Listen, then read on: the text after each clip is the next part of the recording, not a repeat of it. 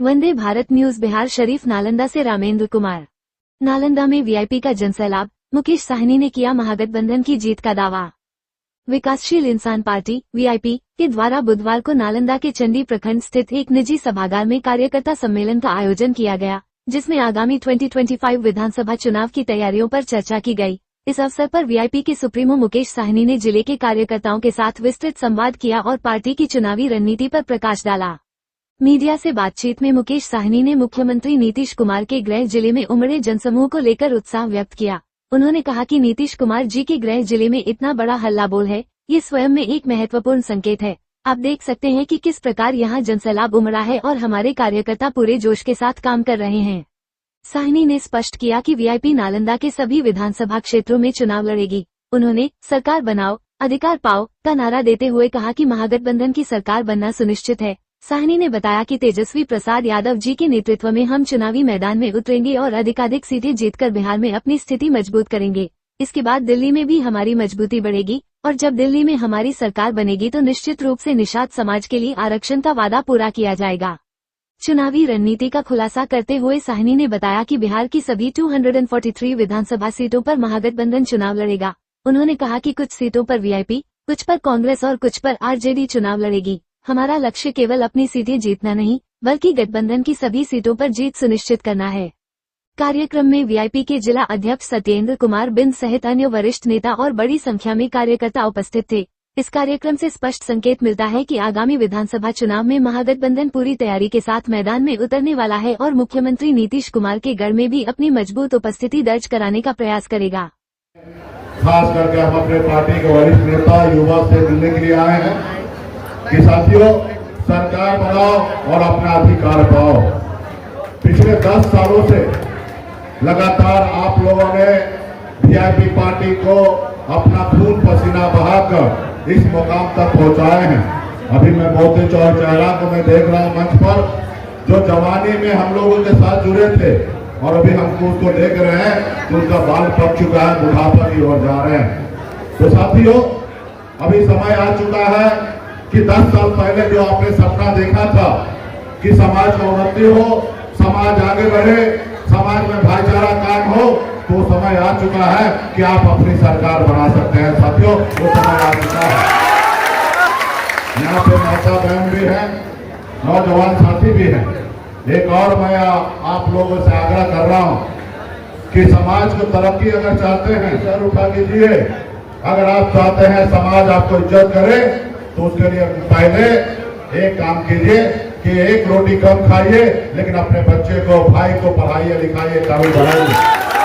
जब तक हमारा समाज शिक्षित नहीं होगा, तब तक हमारा समाज आगे नहीं बढ़ेंगे। इसलिए आप सभी जितने भी हमारे नेतागण हैं, आप लोग भी अपने अगल बगल में, पड़ोस में जो बच्चे पढ़ने लिखने वाले लोग हैं, उनको आप लोग मदद कीजिए।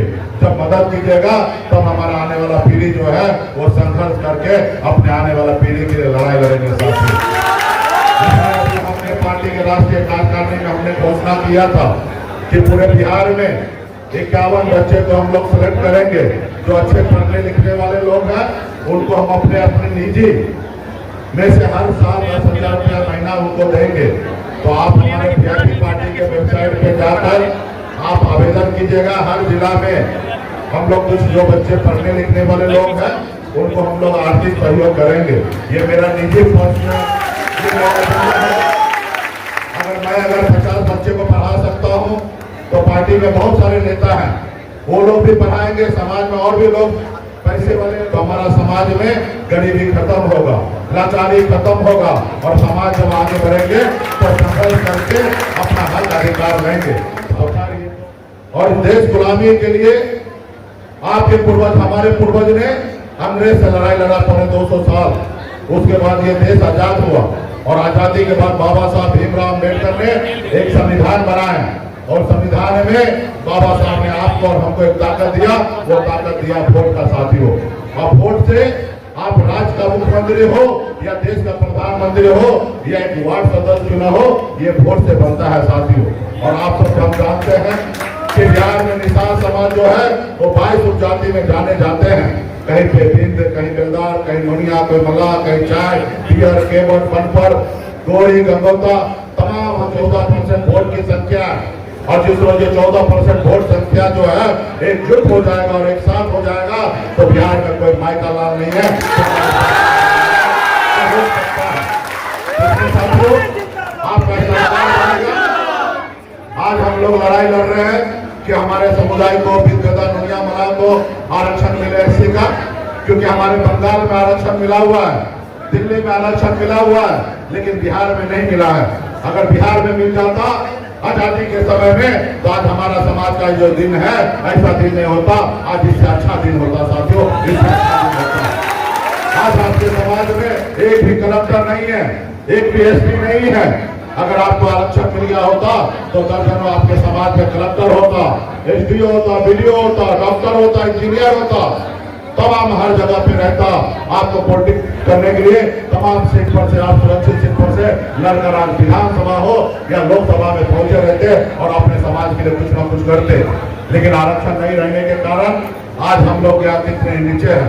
तो इसलिए साथियों, अगर आप चाहते हैं कि आपके आने वाला पीढ़ी बच्चा सर उठा के जिए तो इसके लिए आपको हमको आज संघर्ष करना पड़ेगा। साथियों, जब हम आज संघर्ष करेंगे, जब हम आज संघर्ष करेंगे तो हमारे आने वाला पीढ़ी जो है आने वाले समय में सर उठा के जिएंगे। काश मान लीजिए 50 साल पहले अगर संघर्ष करते हमारे पूर्वज तो आज हमको आरक्षण मिल गया रहता, और जब आरक्षण मिल गया होता तो आज हमको इतना मेहनत नहीं करना पड़ता। इसलिए साथियों, आज अगर आप मेहनत कीजिएगा तो आपके आने वाला पीढ़ी को मेहनत नहीं करना पड़ेगा। इसलिए आज समय आ चुका है अपने बिहार में सरकार बनाने का। आपने देखा कि किस तरीके से आप लोगों ने संघर्ष किया था 2020 में, मजबूती से पार्टी को यहाँ तक पहुँचाया। उसके बाद आप लोगों ने 4 विधायक बनाया, पूरे बिहार में बताया कि विद्याता दुनिया मला सिर्फ मछली नहीं मारता है, विधायक भी बना सकता है। और आपने विधायक बनाया और हमारे सहयोग से सरकार बना। अगर हम समर्थन नहीं देते तो 2020 में नीतीश कुमार जी बिहार का मुख्यमंत्री नहीं बनते। हमने उनको मुख्यमंत्री बनाया और हम स्वयं मंत्री बने और हम राज्य में काम कर रहे थे, अपने लोगों के लिए भलाई का काम कर रहे थे। तो भाजपा वाले को दर्द हुआ, देखा कि एक अति पिछड़ा का बेटा अपने वोट के दम पर हीरो बन रहा है। ये तो पहले वो हमारे नीतीश जी के नेतृत्व में बिहार में सरकार 2005 में बनाए, अटल बिहारी वाजपेयी जी ने नीतीश जी से गठबंधन करके सरकार बनाए। वो देखे कि जब नीतीश जी 2-3% वाले लोग अब 20 साल तक भाजपा को पीछे घुमा सकता है तो मुकेश और नीतीश मजबूत होगा। उसमें जो 14% वाले लोग हैं भाजपा को 50 साल पीछे करेगा। उस संगठन के तहत वो हमको रोकने के लिए, आपके भाई को, आपके बेटा को उन्होंने रोकने के लिए उन्होंने क्या किया, हमको सरकार से बाहर कर दिया, हमारे विधायक को खरीद लिया, हमको रोड पे ला दिया। आज हम मंत्री रहते, पावर में होता, हम सरकार में जिद करते, दिल्ली तक लड़ाई लड़ते, निषाद समाज के लिए आरक्षण दिलाते। आज निषाद समाज का आरक्षण होता तो समाज आगे बढ़ता, विद्याता दुनिया मला सब आगे बढ़ता। लेकिन खैर ऐसा नहीं हुआ।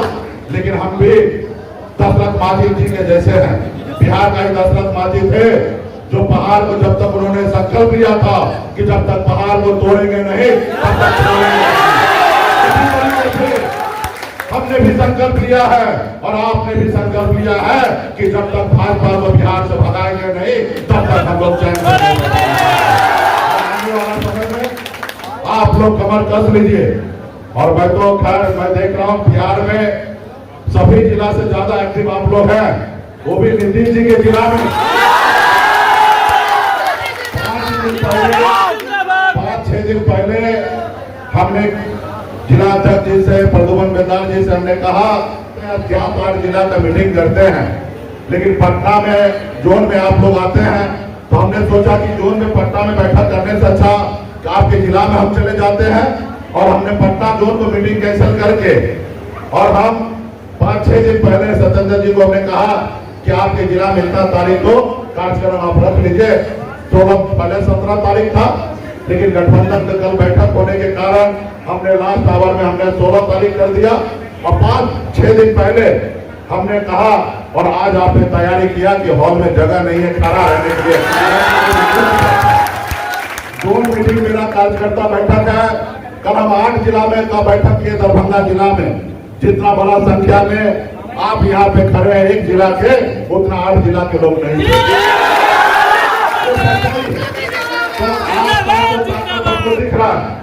और निश्चित तौर पे इसी तरीके से ताकत बढ़ाइए और नालंदा जिला में हम लोग कोशिश करेंगे 2-3 सीट पर लड़े और अन्य समाज को भी हम लोग मौका देंगे। लेकिन क्या है, तैयारी पे लगे रहना है, ऐसे नहीं खरगोश और कछुआ वाला चाल चलिए, क्योंकि हमारा एक ही लक्ष्य है। जैसे अर्जुन को एक लक्ष्य था मछली को आंख में भेदना, उसी तरीके से हमारा एक ही लक्ष्य है सरकार बनाना। 2, 4, 5 विधायक 10 विधायक बनाने से कुछ नहीं होने वाला है साथियों, कुछ नहीं होने वाला है। आपने देखा 4 विधायक बनाए, कैसे भाजपा वाले ने 50-50 करोड़ रुपए में खरीद लिया। तो इसलिए 4-5 विधायक बनाने से नहीं होगा, जब तक 2 से 3 दर्जन विधायक नहीं बनेगा तब तक हमारा पार्टी आगे नहीं बढ़ेगा। जब तक 2-3 दर्जन विधायक बनेगा तो निश्चित तौर पे आपका सरकार बनेगा। हमारे छोटे भाई तेजस्वी प्रसाद यादव जी मुख्यमंत्री बनेंगे और निशांत का बेटा डिप्टी सीएम बनेंगे। लेकिन इसके लिए 1-2 सीट जीतने से नहीं काम चलेगा। आप लोग युवा हैं, बड़ा शक्ति है, 10 सालों से आपने खून पसीना को जलाया है और हम लोग आपके हक अधिकार के लिए संघर्ष कर रहे हैं। आज हम कितना परेशानी का सामना करना पड़ता है मुझे पता है, उसके बावजूद भी आपने हमने जो संकल्प लिया उसके लिए हम आज खड़े हैं। तो आप लोग नालंदा के हर जिला में, हर कोने कोने में, हर प्रखंड में, शाम को हो सुबह में हो, ऐसे अभी गर्मी का समय है, जब मौका मिले अपने 4-6 दोस्त रिश्तेदार से मिलिए और उनको समझाइए कि आजादी के 75-77 साल बाद पहली बार ऐसा हुआ कि बिदबेदा दुनिया मला का झंडा बुलंद हुआ है कि हम लोग टिकट मांगते नहीं हैं, टिकट बांटते हैं और फिर ताकत आज आपको हम लोगों को मिला है। और जब जिससे ताकत मिला है, जब ताकत मिला है तो इसको जीत में बदलना है साथियों। आपने देखा 2024 का चुनाव में महागठबंधन में हम लोग रहे, चुनाव लड़े, हमें सफलता प्राप्त नहीं हुआ, हम लोग हार गए। लेकिन उसके बावजूद भी आपने देखा किस तरीके से बिहार में मोदी जी का मुकाबला कौन कर रहा था, सिर्फ मात्र 2 नेता, एक तेजस्वी प्रसाद यादव और एक मुकेश सहनी तैयारी कर रहा था। आपकी ताकत है और हमने मोदी जी को पसीना छुड़ा दिया। बिहार में पहली बार चुनाव में आकर रात्रि विश्राम करना पड़ा, एट टाइम पे हमारा सुरक्षा लेना पड़ा, इतना हमने उनको परेशान कर दिया। इसलिए आने वाला समय में तो हमारे ऊपर चुनाव है, मुकेश सहनी डायरेक्ट तेजस्वी प्रसाद के नाम पे चुनाव है और आप लोगों का भाई जब डिप्टी सीएम बनेगा तो आपका सीना कितना गर्व से चौड़ा होगा। तो इसके लिए आप लोग मजबूती से खून पसीना बहाइएगा ना। तो इस बार भैया चूक नहीं होना चाहिए।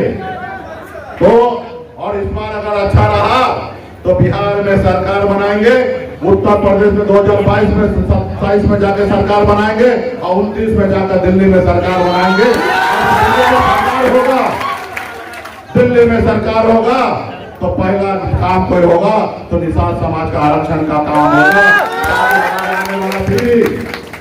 हमारे निषाद के सभी उपजाति बिंदो नुमियाओं मलाओ चाहे तीयर पत्थर कोड़ी तमाम निषाद का बेटा आने वाला समय में कलेक्टर बनेगा। आप रहिए उनके साथ, प्रचार कीजिए उनके साथ, खाइए उनके साथ। अब वोट गिराने का समय होगा गठबंधन के साथ काम कीजिए। तो अपना साथियों आजादी की लड़ाई लड़ा जाएगा, जीता जाएगा। आज देखिए 10% आरक्षण सामान्य वर्ग की जाति को दिया गया। हम उनका विरोध नहीं करते हैं कि भाई ब्राह्मण भूमिया लाला जी को क्यों आपने 10% आरक्षण दिया। हम भी मानते हैं कि समाज में अगर गरीब कोई है, अगर उनको सरकार एक पॉलिसी बना के अगर उनको आरक्षण देना चाहता तो दे। लेकिन इसका क्या मतलब है भाई, 8 लाख कमाने वाले को आप गरीब मानते हैं और 10% आरक्षण डायरेक्ट दे दिए हैं, उनको बगैर जाति गणना किए हुए आपने आरक्षण दिया। और निषाद समाज जो बरसों से संघर्ष कर रहा, मछली मार रहा है, मजदूरी कर रहा है, आज हम लोग बरसों से लड़ाई लड़ रहे हैं कि हमारा समाज को आरक्षण दिल्ली में है या बंगाल में है तो बिहार में हो, लेकिन आप नहीं दीजिएगा। आप हमारी आवाज को बंद कीजिएगा, हमारे मुंह को बंद कीजिएगा, आप हमारी ताकत को कहीं ना कहीं खरीदने का काम कीजिएगा। तो ये बात तो मानते हैं ना कि भाजपा आपका भाई नहीं है, भाजपा आपका दुश्मन है। भाजपा जो है उच्च जाति का बनिया का पार्टी है, वो आपके लिए नहीं सोचता, उनके लिए सोचता है। वोट तो आपसे लेगा, आपके वोट से जीतते हैं, लेकिन वो आपके लिए से मजदूरी करता, आज हमारा समाज भी आगे बढ़ता। इसलिए साथियों, इतिहास गवाह है, इस संसार में उठा के अब वो बड़ा छोटा भाई, हम बड़ा भाई मिलकर कितना अच्छा काम करते हैं। अब भाजपा क्या करता है, कैसे ऐसा मीडिया में मैसेज देने का काम करेगा कि हमारा उनका दोस्ती टूट जाए, हमारा उनका भाईचारा टूट जाए, ताकि उसका मजा ले। तो आगे बड़े बड़े नेता बोलते हैं कि हमसे मिलते हैं, हमसे बात करते हैं, बहुत जल्दी महागठबंधन से एक नेता, एक पार्टी टूट के आएंगे। अरे भाई दिलीप जायसवाल जी, आप हमारे शुभचिंतक हो, ये बात सबको पता है, आपसे मेरे अच्छे संबंध है, ये भी सही है। लेकिन मेरा इतना दिन बुरा नहीं है कि बिहार के नेता से मैं बात करूंगा, हमारा इतना दिन बुरा नहीं है। आपके दिल्ली वाला नेता फोन करते हैं, इससे पहले भी मेरे चरणों में झुक चुका था कि हमारे साथ गठबंधन कीजिए, वायुपला सुरक्षा भी दे दिए थे, लेकिन हमने सीधा कहा आरक्षण नहीं तो गठबंधन नहीं, और गठबंधन नहीं तो वोट नहीं। 2024 में आपसे गठबंधन नहीं किए, भले हम हार गए लेकिन आपके साथ नहीं गए। आज भी मेरा वही है, कोई समझौता आपसे नहीं होगा जब तक निषाद समाज को आरक्षण का आदेश नहीं जारी कीजिएगा, तब तक कोई समझौता नहीं होगा। और भाजपा का बड़का दिल्ली वाला नेता से बातें नहीं करते हैं, तो हम यहाँ के छुट भैया नेता से बात करेंगे। अब बताइए, जिसका अपना कोई वजूद नहीं है, आज प्रदेश अध्यक्ष है, अब 2 साल के बाद देखिएगा हटा देगा, दूसरा कोई हो जाता है, 2-3 साल के बाद दूसरे को बना देता है। तो वहां पे जब तक आप पावर में हैं तब तक है, अब पावर को करने के बाद तो आप जीसर करते हैं। तो भाजपा में लीडर तो एक है, मोदी जी और अमित शाह जी। अगर बात है और वो लोग जब फोन करता है, बात करना चाहता है, तो हम बातें नहीं करते हैं, तो हम आपसे क्यों बात करें? अब यह बातचीत कुछ नहीं होगा, बड़े लोगों में और छोटे लोगों में बातचीत नहीं होता है, बड़े लोगों और छोटे लोगों में समझौता होता है, और हम लोग समझौता करने के लिए तैयार नहीं है। हम हालात से समझौता करने के लिए तैयार नहीं है। हम खून बहाएंगे, हम फांसी पे चढ़ जाएंगे, हमें परवाह नहीं है। जब तक आरक्षण नहीं होगा तब तक भाजपा से कोई दोस्ती नहीं होगा, कोई दोस्ती नहीं होगा। क्या लगेगा? 5 साल और संघर्ष करेंगे, 10 साल और संघर्ष करेंगे। अभी मुकेश सहनी का उम्र बाकी है, अभी मैं 44 साल का हूँ, अभी मैं 30 साल और राजनीति करूंगा। मैं आज सपना नहीं देखता हूँ कि हमको मंत्री या पावर बनना है, हम ऑलरेडी मंत्री बन चुके हैं। अभी हम मरेंगे तो तिरंगा में लिपटे जाएंगे। अभी तो भाजपा वाले कान खोल के सुन लीजिए, आप कितना भी हमारे दोस्ती में, कितना भी भाईचारा में अगर दरार डालना चाहते हैं तो इसमें आप कामयाब नहीं होंगे। आप कामयाब होना है तो पहला काम कर दीजिए, निषाद को आरक्षण लागू कर दीजिए, तो शायद आप कामयाब हो जाएंगे। हमारे निषाद के लोग आपको आरक्षण के बदले में शायद हो सकता है 2025 में वोट दे देंगे, और आरक्षण नहीं कीजिएगा तो दशरथ मांझी के जैसे तमाम हमारे युवा साथी हैं, आपके सीने पर चढ़कर सीना तोड़ने का काम करेगा। आप तैयार है ना? मोदी से टकराने के लिए तैयार है ना? अमित शाह से टकराने के लिए तैयार है? अभी ये वीडियो है ना, हमारे चाहेंगे आप पहनेंगे, सब आप ही के हाथ में है। ताज पहनेंगे कि ना पहनेंगे, सब आपके हाथ में है। तो आप हमारी लाज बचाइए, और मैं वादा करता हूं कि मुकेश सहनी जो है मर जाएगा, लेकिन आप लोगों के मान सम्मान में कोई समझौता नहीं करेगा।